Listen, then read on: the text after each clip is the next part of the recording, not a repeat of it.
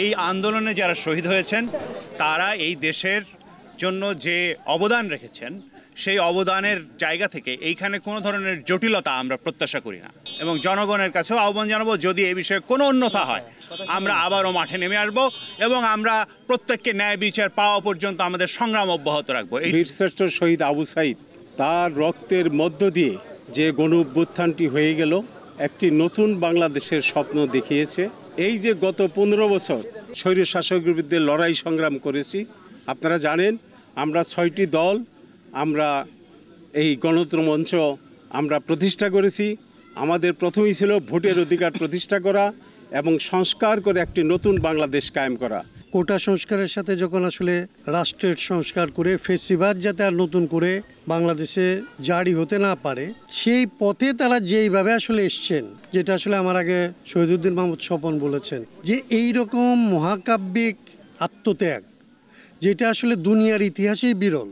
বাংলাদেশ আবু সাঈদরা কোন দিকে বাংলাদেশ যাবে, ক্ষুদিরাম যেরকম আসলে এখান থেকে ব্রিটিশ যাওয়ার পথ বের করে দিয়েছিল, এইখানে আসলে নূর হোসেন যেরকম এরশাদকে যাওয়ার পথ বের করে দিয়েছিল, এইখানে আবু সাঈদ নতুন বাংলাদেশ একটা সংস্কারের বাংলাদেশ গড়ে তোলার পথ দিয়ে গেছে।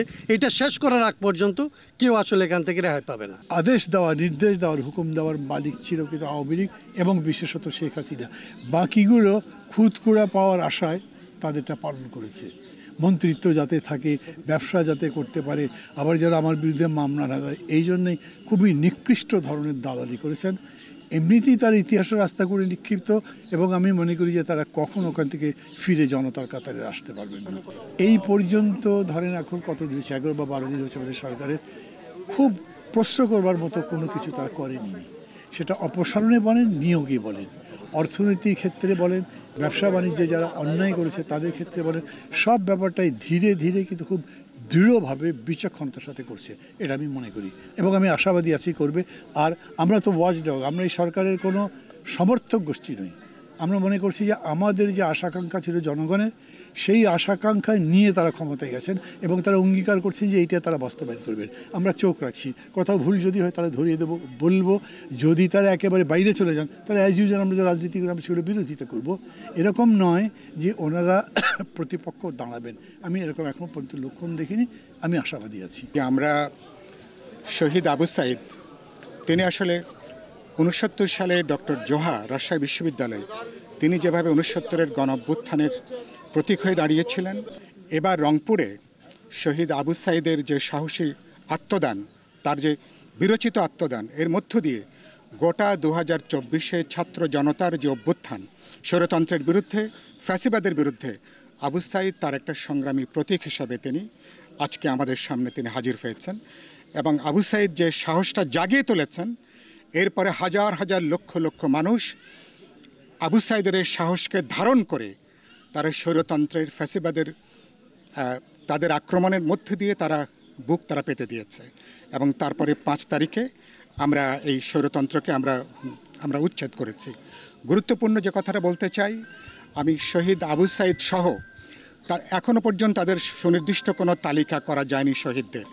শহীদদের অনতিবিলম্বে তাদের সভার তালিকা করে আনুষ্ঠানিকভাবে, যেমন এখানে আমরা উল্লেখ করেছি বীরশ্রেষ্ঠ আবু সাঈদ, যারা শহীদ হয়েছেন তাদেরকে বীরশ্রেষ্ঠ হিসেবে ঘোষণা করা, যারা আহত হয়েছেন, যারা নানাভাবে অনেকে পঙ্গু হয়েছেন, চোখ হারিয়েছেন, সবাইকে রাষ্ট্রীয় সম্মান এবং স্বীকৃতি দেওয়া দরকার। হাজার হাজার পরিবার, এখনও পর্যন্ত অধিকাংশ পরিবারের কাছে অন্তর্বর্তী সরকার এমনকি রাজনৈতিক দলগুলো এখনও সবার কাছে পৌঁছাতে পারেনি। এই পরিবারগুলোকে চিহ্নিত করা এবং তাদের খোঁজখবর নেওয়া, তাদের অর্থনৈতিক এবং সামাজিক পুনর্বাসনের জন্য, তাদের ভবিষ্যতের জন্য রাষ্ট্রীয় উদ্যোগে সেই ব্যবস্থাটা একটা অত্যন্ত জরুরি। 3 নম্বর কথা বলতে চাই, ইতিমধ্যে শহীদদের জন্য আমরা কিন্তু কোনো জাতীয় শোক ঘোষণা করিনি।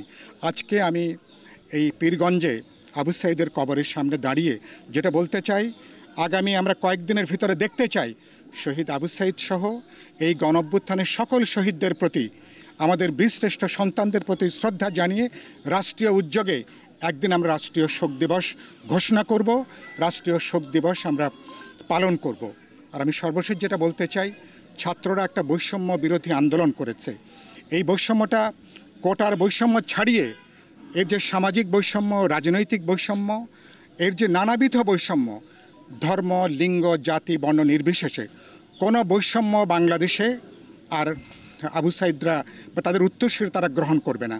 আমরা আবু সাইদের এই রক্তভেজা পথে আমরা আগামী বাংলাদেশ বিনির্মাণে আমরা সকল বৈষম্যকে আমরা বিদায় দিয়ে তারা যে গণতান্ত্রিক, মানবিক, দায়বদ্ধ, তারা যে রাষ্ট্র সমাজ দেখতে চেয়েছে, আবু সাইদের আজকে তার কবরের সামনে দাঁড়িয়ে এই শপথ আমরা উচ্চারণ করব।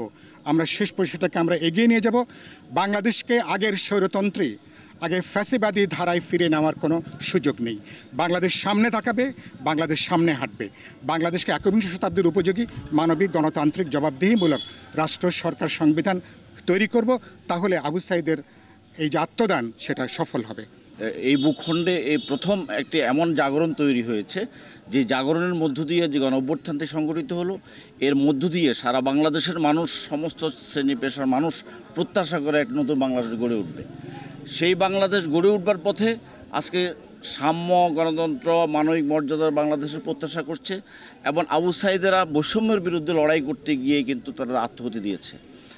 এই আত্মহতি যুগে যুগে সবসময় হয় না, এটা শুধু এই জাতির না, সারা বিশ্বের গণতান্ত্রিক মানুষের জন্য একটি উদাহরণ হয়ে থাকবে আবু সাইদের আত্মহতি। এবং এর মধ্য দিয়ে যে বৈষম্যমুক্ত বাংলাদেশ গড়ে তোলবার স্বপ্ন তারা লালন করেছে, যার জন্য ত্যাগ করেছে। আমাদের বিশ্বাস অন্তর্বর্তীকালীন সরকার যে পথে চলছে, তারা ভবিষ্যতে তাদের এজেন্ডা আরও পরিষ্কার করবেন। এর মধ্য দিয়ে সংস্কারের পথে আমরা চলা শুরু করেছি এবং এই সংস্কার ছাড়া রাষ্ট্রযন্ত্রের যে জঞ্জাল, রাষ্ট্রযন্ত্রের যে ময়লা, এইগুলো পরিষ্কার করা ছাড়া 52 বছরের এই জঞ্জালকে ফেলে দিয়ে নতুন একটি বাংলাদেশ তৈরি করার জন্য তার ক্ষমতা কাঠামো, সাংবিধানিক কাঠামো সব জায়গায় সংস্কার করতে হবে।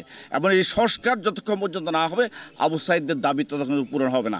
আর আবু সাইদ আমাদের মাঝে নাই, কিন্তু তার প্রেরণার জায়গার মানুষগুলা আজকে সারা বাংলাদেশে ছড়িয়ে আছে এবং তারা অতন্ত্র পাহাড়ের মতো থাকবে যতক্ষণ পর্যন্ত না এই সংস্কারের কাজ যথাযথভাবে না হয়, নতুন বাংলাদেশের পথে না হাঁটে।